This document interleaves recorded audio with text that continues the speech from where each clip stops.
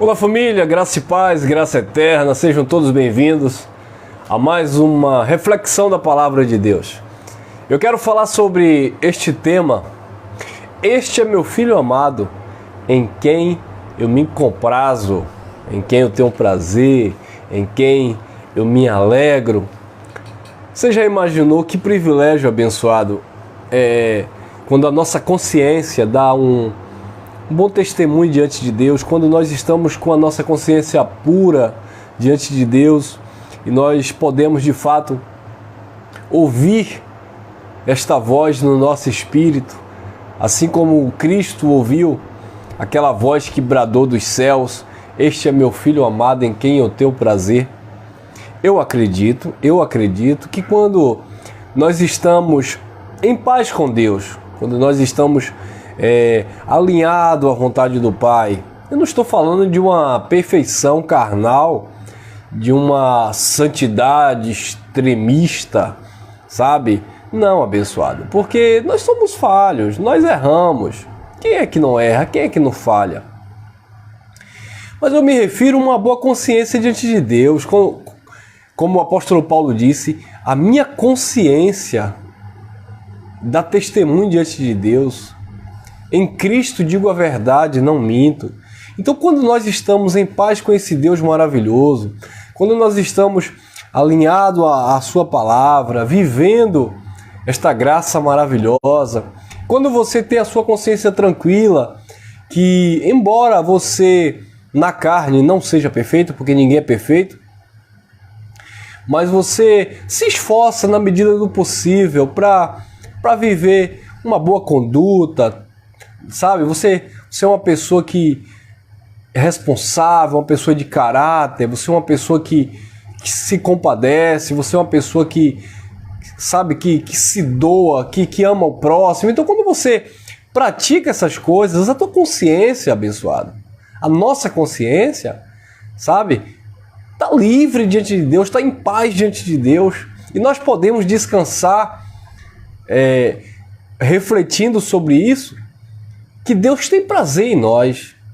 Infelizmente a religião nos ensinou e nos pregou um Deus carrasco, um Deus vingativo, um Deus rancoroso. A religião nos ensinou e pregou sobre um Deus que, tipo assim, você é um pecador e você aceita Jesus hoje e ele perdoa os teus pecados. E aí o pecador aceitou Jesus, e o pastor disse que Jesus perdoou os pecados dele, e aí ele começou a frequentar uma instituição religiosa, passou ali a fazer e participar dos compromissos internos, e aí ele se batizou, ele tomou a chamada Santa Ceia, ele é um dizimista fiel e ofertante. Só que quando alguma coisa acontece na vida dele, quando vem uma adversidade, quando vem um problema, quando vem um desemprego, uma enfermidade, aí a consciência dele vai lá no passado. Será que Deus está me castigando porque há 20 anos atrás, porque há 5 anos atrás? Ô abençoado, mas você não aceitou Jesus domingo passado? Você não aceitou Jesus ano passado? E o pastor não pregou que Jesus esqueceu o teu pecado? E por que você está lembrando de coisas que você praticou no passado e você está com a sua consciência contaminada, consciência pesada, achando que esse momento que você está passando é um castigo de Deus, é uma disciplina de Deus, porque lá atrás você errou? Imagine, abençoado. Graças a Deus, o Evangelho da Graça tirou esse pânico, esse medo, tirou, sabe, esse desespero, nos trouxe paz de fato, temos uma consciência pura, sabemos discernir o que é certo e o que é errado, sabe? Temos consciência quando erramos, quando acertamos. O nosso culto racional, a nossa relação com Deus é uma relação aberta, uma relação de intimidade, uma relação sem segredos, uma relação sem ocultismo, sem misticismo, sabe? Sem manipulação, sem dedo do homem, sem achismo. Não! Estamos em paz com Deus. Eu posso dizer hoje, eu posso ouvir esta voz do meu espírito, meu filho amado em quem eu me alegro. Como eu falei, não é questão de perfeição, não é questão de ser bom, não. É questão de entender o nosso posicionamento no Senhor, entendendo as nossas limitações, mas procurando, na medida do possível, acertar, ser justo, ser honesto. Sabe, abençoado? Lembra de Davi? Me veio Davi agora à memória. Davi, ele adulterou com Betseba. Davi, ele matou o soldado Urias, né? Davi, ele fez coisas na vida que, aos olhos humanos, Davi, ele falhou, errou e muito. Mas Davi era uma pessoa sincera, uma pessoa quebrantada, uma pessoa que se voltava para Deus, uma pessoa que logo que errava, a consciência pesava e ele ia, sabe, para a presença, né, naquele tempo, no templo, ia para o jejum, era a forma que eles tinham de se dedicar, de se entregar, de se derramar diante de Deus. E Deus brada dos céus e disse: achei um coração segundo o meu coração. Achei em Davi um coração segundo o meu coração. Mas Davi não errou? Errou. Mas Deus via sinceridade em Davi. Sabe, Deus via em Davi um coração aquebrantado. E o mesmo Davi disse: um coração aquebrantado, um espírito contrito ao Senhor, o Senhor não rejeita, o Senhor não lança fora, né? Então, quando o teu coração, a tua mente é aquebrantada para o Senhor, quando você se volta para Deus, quando você se posiciona, eu errei, eu falhei, vai se desculpar, se perdoar com quem você fez o agravo, com quem você feriu, sabe? Porque fazendo isso, você estará com o teu coração em paz diante de Deus. Tem pessoas que causam mal a outra pessoa, principalmente na religiosidade. O religioso, quando ele fere alguém, ao invés dele se retratar com aquela pessoa que ele feriu, que ele machucou, não, ele pede perdão a Deus e fica com a birra com aquela pessoa, sabe? E aí quando há alguma situação, não, mas eu já perdoei no meu coração. Sim, você perdoou no seu coração, mas você de fato falou com aquela pessoa, você conversou com aquela pessoa, você se reconciliou com o teu próximo? Nesse sentido? Não, mas Deus sabe do meu coração. Sim, Deus sabe de tudo. Deus conhece tudo. Porque o perdão não é você pedir para Deus. Você feriu Deus em quê? Se você machucou alguém, se você machucou seu esposo, se você machucou sua esposa, se você feriu com palavras alguém, o amigo, peça desculpa à pessoa, peça perdão à pessoa, não é a Deus. Deus está vendo tudo e você não fez nada com ele. Mas a sua mente e o seu coração temente a Deus te leva a esse posicionamento.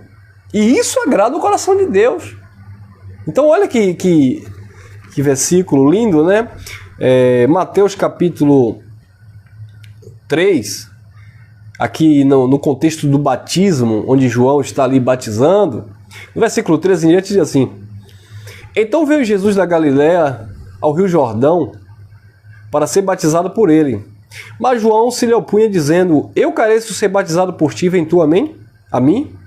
Jesus, porém, respondendo, disse-lhe: deixa por agora, porque é necessário para que se cumpra toda a justiça. Então ele lhe permitiu. 16.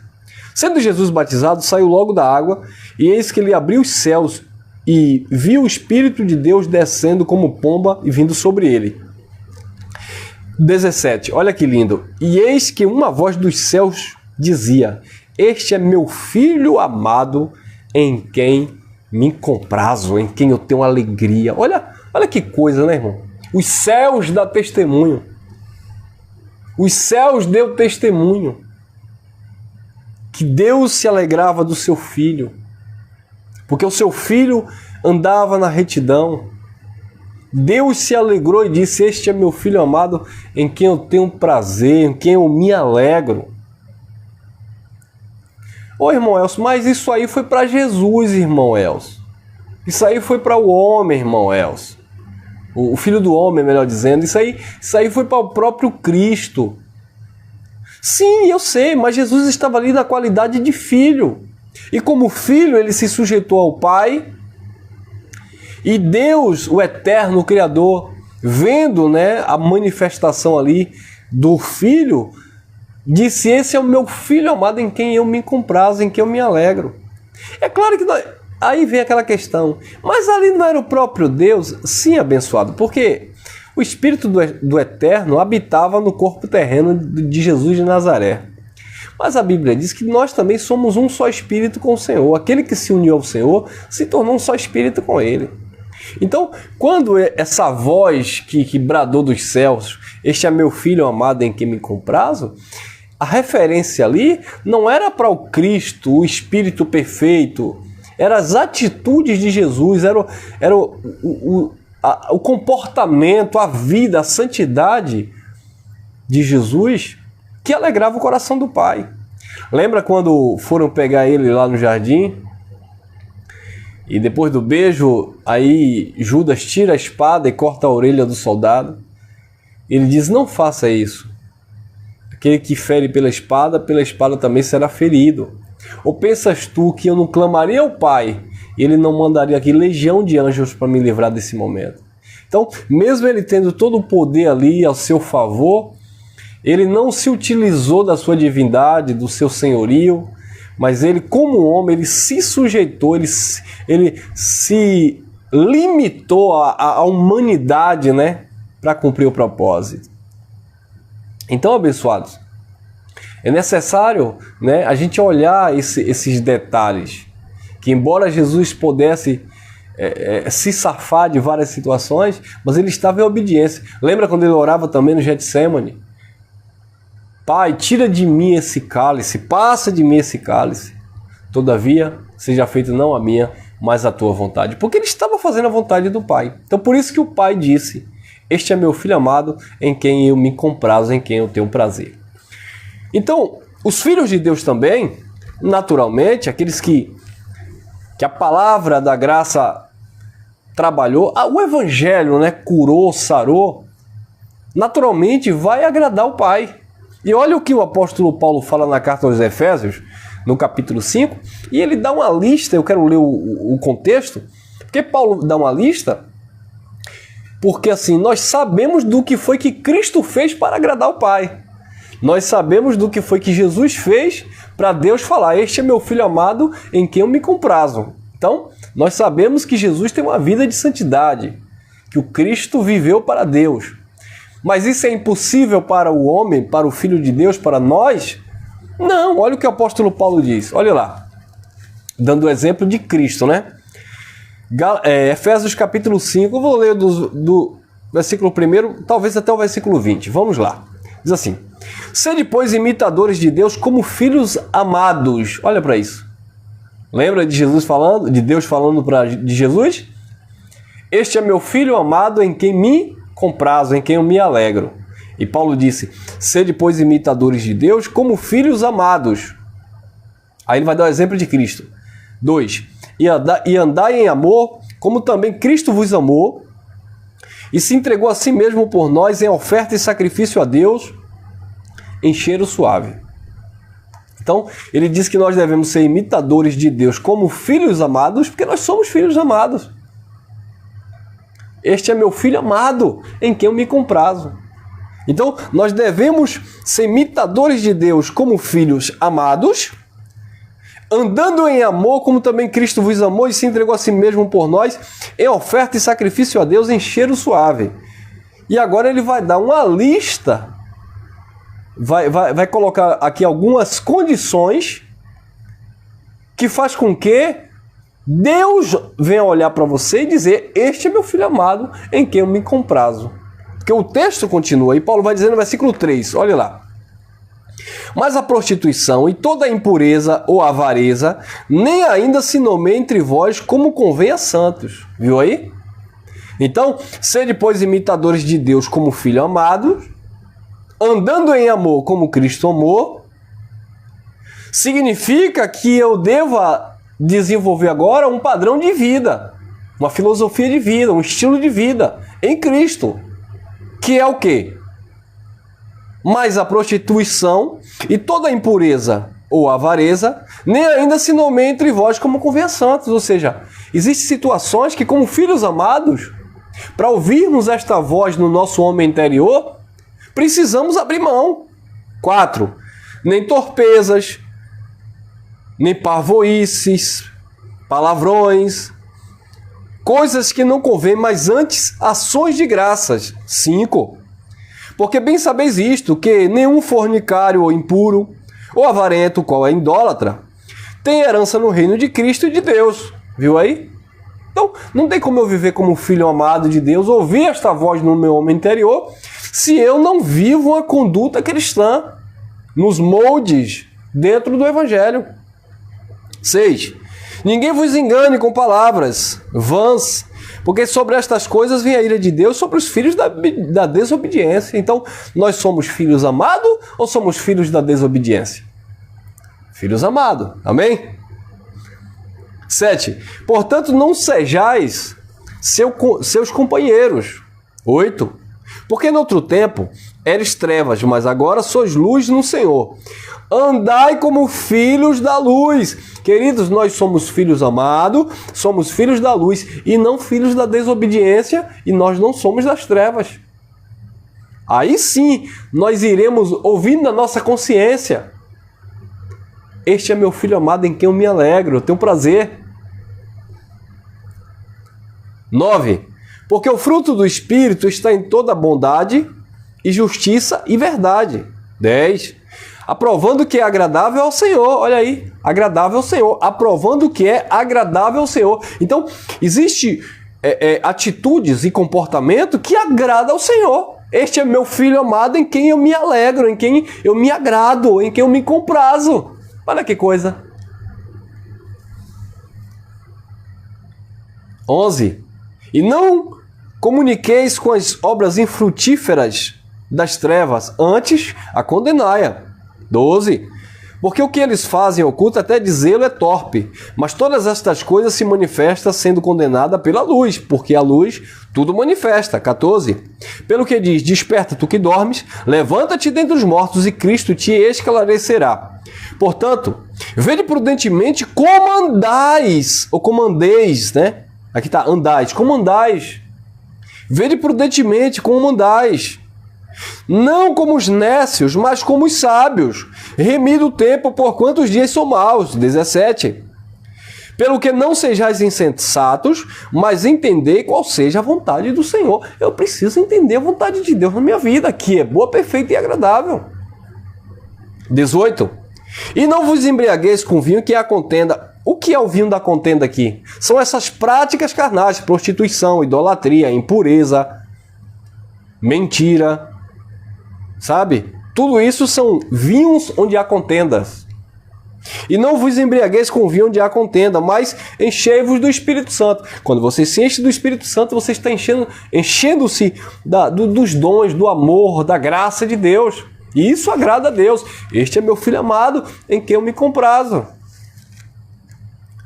19. Falando entre vós em salmos, hinos, cânticos espirituais, cantando e salmodiando ao Senhor no vosso coração, na vossa mente, o tempo todo, orai sem cessar, que a tua mente esteja, sabe, sempre voltada para o eterno, levando cativo todo o teu pensamento a Cristo, autor e consumador da nossa fé, o Deus que vive e reina para todo sempre. E aí nós fechamos no 20. Dando sempre graças por tudo ao nosso Deus e Pai, por Jesus Cristo, o Senhor. Então, abençoados, esta é a voz que deve bradar no nosso homem interior. Meu filho amado em quem eu me comprazo. Errei aqui, falhei aqui, escorreguei aqui, caí ali. Levanta-te, põe-te de pé. Sabe? Retorne o caminho da justiça. O Senhor, como Pai, Ele disciplina o filho que ama. Toda correção, a princípio, não parece de alegria, não parece de gozo, de prazer. Mas quando você é exercitado por ela, você percebe os frutos da justiça. E o Pai nos corrige porque nos ama para sermos participantes da sua santidade.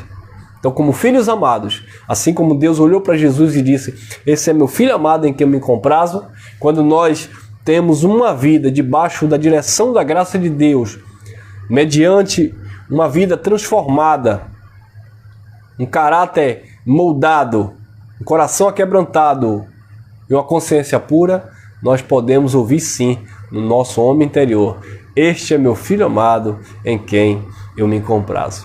Amém, abençoados? Graça e paz, graça eterna, e até o nosso próximo encontro. Compartilhe, deixa teu like, obrigado a vocês aí nos comentários, e vamos que vamos, e até a próxima. Tchau, tchau, fui.